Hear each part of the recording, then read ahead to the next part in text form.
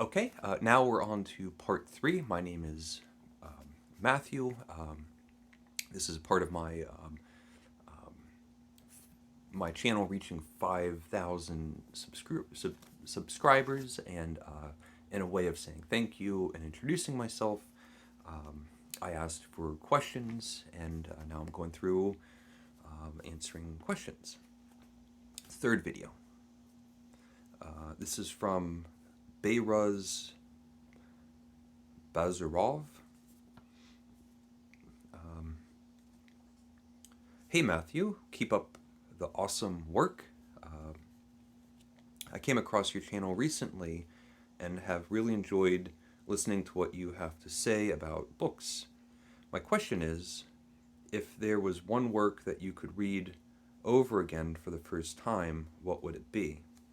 And what is your background in English? For me, reading is mostly just a hobby, but do you ever see yourself becoming a teacher or a school or university teacher, anything like that? Thanks. Um, so sometimes I've heard I've heard that sentiment, like I wish I could read that book again for the first time, or I'm jealous. I'm jealous that there's other people that are gonna read this amazing book for the first time.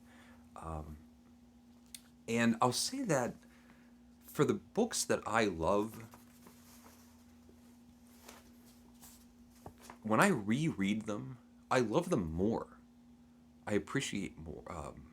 I appreciate them more. I notice details. There can be another level of admiration when you realize how many themes or things are going on in the book, and so I don't know of a book that I really loved that I wouldn't just want to read again. Um, if I couldn't read it like multiple times, if I had to think, well, I wish I didn't know how it ended because that's the thing that makes it so great, or whether or not what happens to these characters. I think there's something to be said for knowing everything that's going to happen, and reading it again, and still just thinking like, man, what a great story! The way that story was told. So I've heard it before. I've never had that feeling in anything. Like I've never thought, boy, I wish I could watch that movie again for the first time. I mean, I would think I wish, I want to watch it again for the second time or something. Um, my background in English. So I guess you mean like English in school. English is my first language. It's my only language, um, and I was not really that much of an academic student. When I was going through school, I was much more artistically inclined. I was painting. I was a voracious and prolific painter. All of the other studies were requirements that I had to get through. Um, I don't think I didn't take advantage of my um, school experience, but I'm not going to beat myself up about it. Um, and sometimes I think, like, I make these videos. My channel's reached 5,000 subscribers. That's a lot of people, and I have certain videos that have hundreds, and some have thousands of views and lots of likes and comments, and you can start kind of thinking, maybe I could be a teacher. Maybe I could be a university teacher. Um, Maybe like in a way of I make these videos, and they're not monetized. They don't have I don't put ads on them. I don't know if there are ads that YouTube puts on them, but is there something that I'm doing that um, I can use to make a living doing something that combines like my passion and hobby and a way to make money. I don't really think, you know, I'm not a YouTuber. That's I'm not a professional YouTuber, um, but maybe that's the thing. I could be a teacher. Um, there are some obvious stumbling blocks. I don't have an education background. I don't have any sort of literature degrees. Um, I could go off and get those things if I set my mind to it.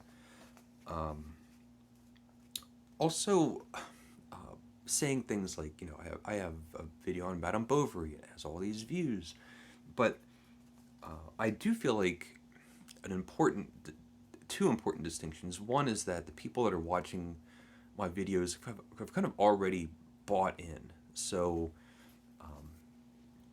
there's a voluntary interest in a specific book. If it's a book review video, um, I'm not winning someone over or trying to get their attention. Being a teacher, you really have to come to grips with bored, people that don't want to hear what you have to say, and win them over and try to do all the things that really good teachers do. And then the other thing is um, that I'm a pretty quiet person. I'm not a talkative person, and there, believe it or not, there is some effort in me setting up this camera and sitting down and making a decision. Okay, now I'm going to try to express myself as clearly and as efficiently as I can to respect the time of the person that's watching on the other end. So, as a teacher, day in, day out, at this time, you got to be a pro. It's 7:45 in the morning. Let's go. And not that I couldn't do it, or that I'm not able to get to that point, but um, I, I I like what I'm doing right now with my job, and I like that I can make these videos on my terms. Okay, let's see. Forgot to ask, what is your favorite Seinfeld episode? Um, so I just watched the one. Who said that? Oh, okay, that was the same person. Beyraz Bazaroff. There's a lot of great Seinfeld episodes. I think the the pinnacle Seinfeld moment was the very end of the episode of I can't remember the title, but George is pretending to be a marine biologist. Kramer is shooting golf balls into like the Hudson or whatever New York Bay. And so George has a girlfriend. Jerry came up with this and said, "Oh, George is a marine biologist." George is saying, "Why didn't you say architect? I always say I'm an architect." So he's like trying to pretend to be a marine biologist. And at the end of the episode, George is they're sitting at the diner. Kramer, everyone, the whole cast, Kramer, Lane, Jerry, and George is telling this story of walking down the beach, and a beached whale had come up And so there's a crowd of people, and inexplicably somebody shouts out, "Is anybody a marine biologist?" And so George is telling them what happened, and he goes, "At that moment, I was a marine biologist." And we see him go off. He gets waves crashing into him. One of the waves eventually flips him up onto the belly of the fish, as George says. Seinfeld corrects him. He goes, "Mammal." He goes, "Whatever." And he finds himself eye to eye with the blowhole. And the waves are crashing down, and he can see that there's an obstruction. And he reaches into the blowhole, and then George goes like this. And I pulled it out. And he's holding a golf ball. And so Kramer, the big punchline is Kramer goes, "Is it a Titleist?" Cut. And so it really was like the Seinfeld moment of we're going to have all these crazy plots and we're going to have everything just come together and stick the landing as one. That's not necessarily my favorite Seinfeld episode, but it's memorable and a good indication of at that point what the show went on to become, like the style of having these like circular narratives that come back together. Okay, Nefreau, thank you for being you. Thank you for sharing your opinions and showing me the publications you have collected so I can get a grip on the book's actual size and behavior in the hand.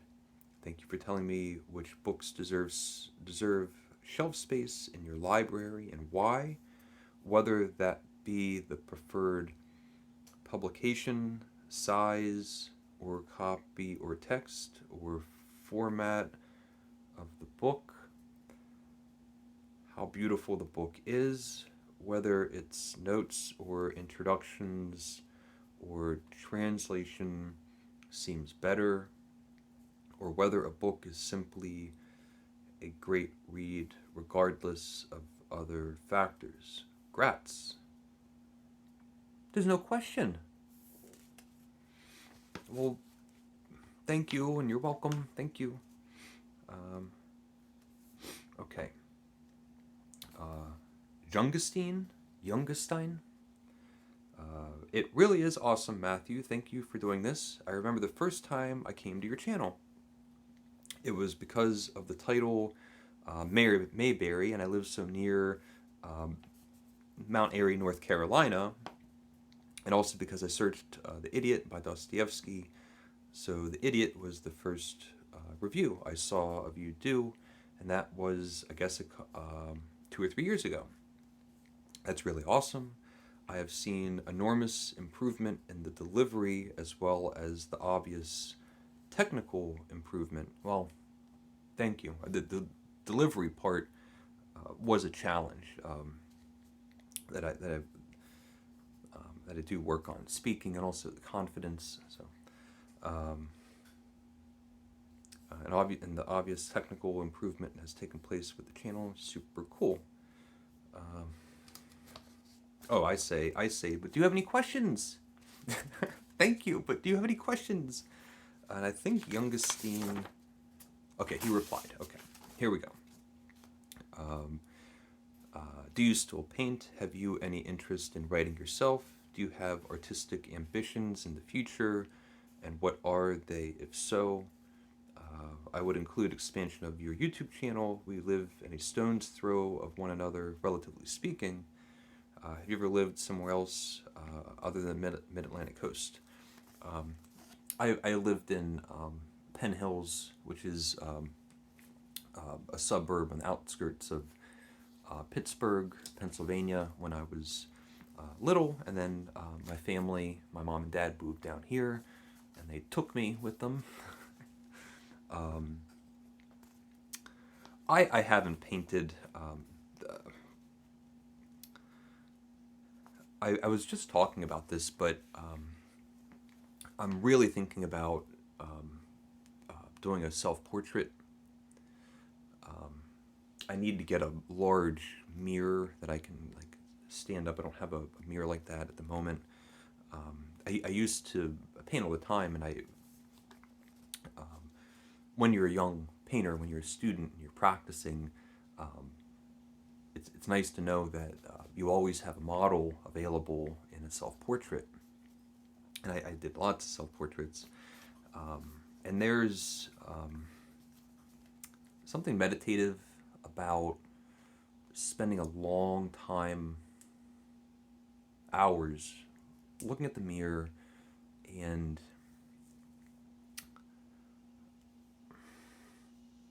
really observing yourself and trying to depict what you see. But it's you. How do you see yourself? So I have been thinking about that. I really don't. I also I don't write. I write occasional, but I wouldn't say I don't write every day. I don't take it as seriously as I think that I should. And I like this little channel as far as a creative, artistic outlet. I do think that this YouTube channel serves that. As far as ambitions, I really don't. I used to think, how art galleries, and maybe one day I'm gonna make a living, and all of that's been crushed. I just I have things that I do and that I enjoy, and I like expressing, having a vehicle to express myself. I do find a lot of contentment in that. And yeah, like so, expanding my YouTube channel. I I don't want to do anything. It's really, I don't think I've mentioned this, but it's really nice to have a channel that grows. And I'm just talking about the things that I like. I feel like the people that are finding my channel, are finding different books or whatever's going on. But there's nothing big or flashy. I don't try to have like a viral video or a gotcha trick thumbnail to nothing purpose built to specifically drum up subscriber numbers. My little channel is like a mule. It's just a donkey plodding along, and as a result, the comments fields are rewarding and interesting and on the same page. It's so if I had a channel that had 20,000 subscribers and the comments were a nightmare, I don't know what I would do. So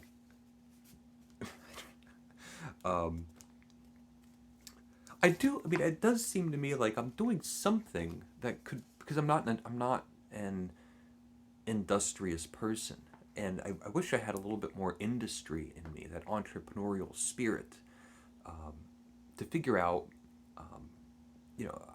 how do I take my little pile of stuff and use it, to make a living. I don't know how to do that.